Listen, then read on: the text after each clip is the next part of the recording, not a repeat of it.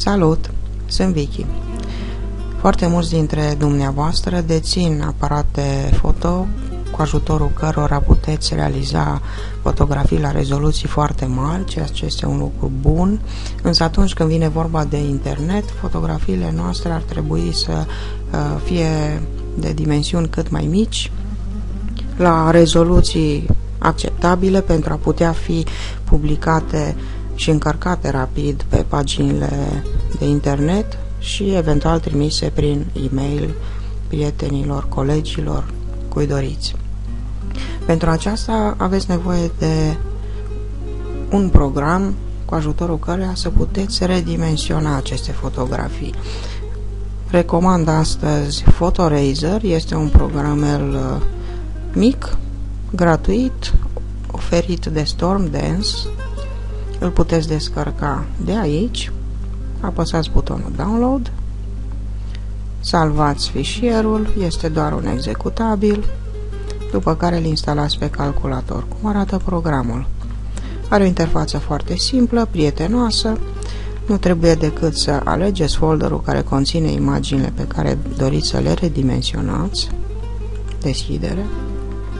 În partea dreaptă se vor încărca imaginile conținute în acest folder, alegeți dimensiunea la care doriți să redimensionați toate imaginile, să zicem 400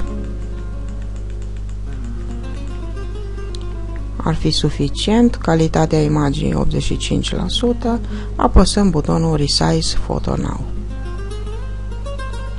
În câteva secunde toate imaginile conținute în acest folder vor fi redimensionate.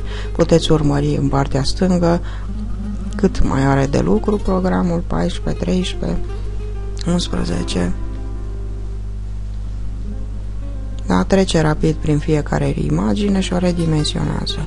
Operațiunea s-a încheiat, putem închide programul. Sunteți siguri că doriți să ieșiți? Sigur că da. Și acum deschidem folderul care conținea imaginile mele și observăm că s-a creat aici un alt folder numit Small Photo cu imaginile redimensionate. Să le vedem.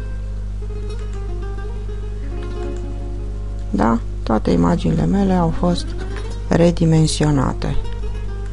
Ca o comparație, imaginea originală avea dimensiuni de 1600 pe 1200 și 842 kiloocteți, iar acum